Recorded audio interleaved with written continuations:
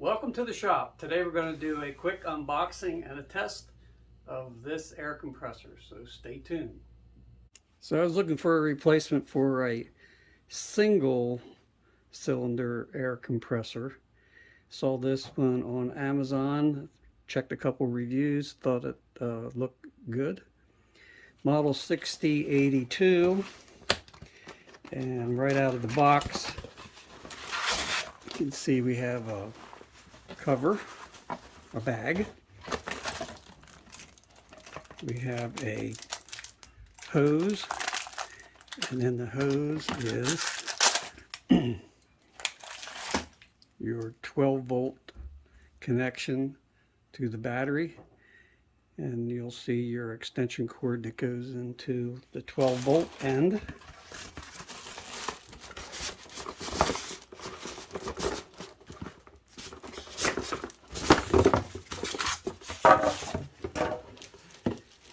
We have the pump itself in a bag. You can see the end of the cord that can go into your cigarette lighter. You have some instructions. The end that will go onto your tire valve, and some accessories including a fuse, an inflatable piece for a mattress, one for a ball, and one for a different kind of valve. The hose that comes with the kit will stretch to a maximum of 11 feet. Your 12-volt connection has a maximum stretch of 9 feet, and the air hose 2.5 feet. So that'll give you a reach of 22.5 feet. But for my purposes, to go from the battery compartment to the rear axle, I need 32 feet. So what I'm going to be doing is taking the 12-volt connection, cutting that, and splicing in a goodly amount of additional feet so I can reach the length I need, which is 32. If you're dealing with an RV, think about that. You may need 15-20 feet of cord, and I think the best cord based on the gauge of the wire is probably nothing smaller than a 14 gauge, because I think that's about what comes in the kit. Before I move on to that little project, I will note that the unit does come with 3 LED bulbs, your on and off power switch, your light switch, and a digital display that you can set to increase or decrease the specific pressure you want in your tires, and once it reaches that pressure, it will automatically shut off. To make our extension cord removable, we're going to be using these insulator caps, the plugs, and these little inserts. So what we have, I can find it in the frame, we have these little metal inserts that your wire will go into, and then that slides into this end and snaps in place.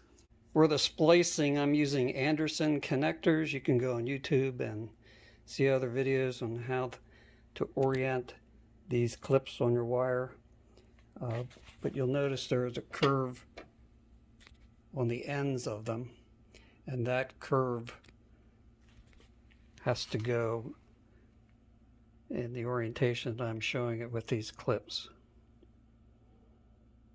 So once it's soldered or crimped, you just push those ends into the connectors, and you can slide the boot up and get an end that looks like that. So we're going to do a little test first of all. Check our pressure,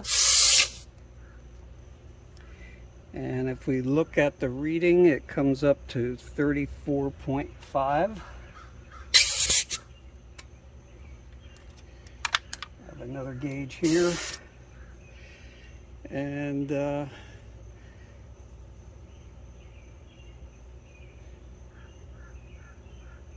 what is that? just under 35.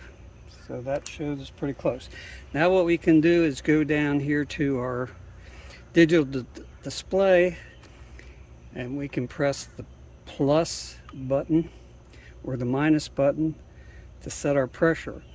I'm going to set the pressure for 35, and I'm going to reduce the tire pressure itself by 5 pounds, and we'll see how long it takes to bring it up.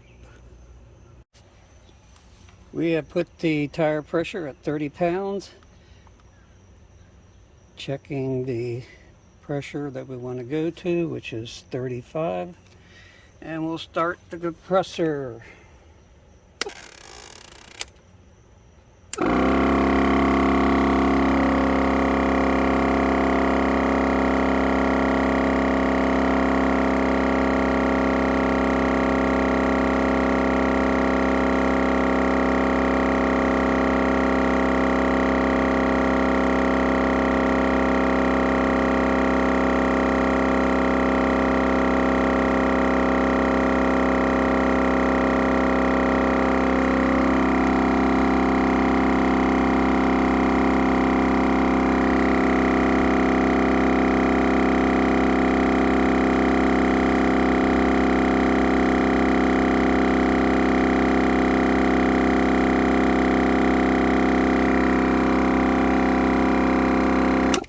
So it stopped pumping air at 47. Now what I've noticed sometimes is the pump won't start when you hit that switch, and I don't know if there's some kind of reset that has to be going on. It has something to do with that connection. Let's turn it back on and see what happens. It's only reading 33 pounds. Now it's 35.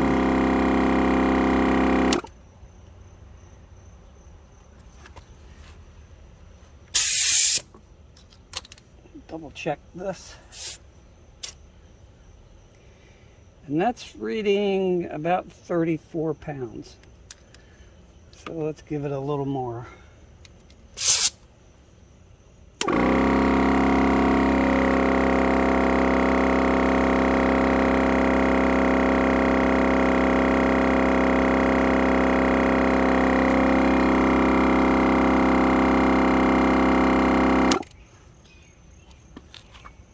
Says 35.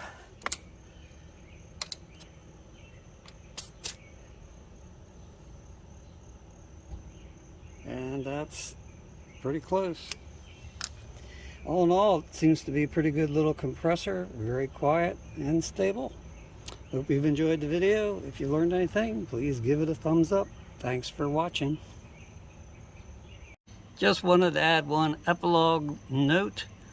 When I turned the compressor back on, it did run for a few more seconds and brought the pressure up another ½ pound.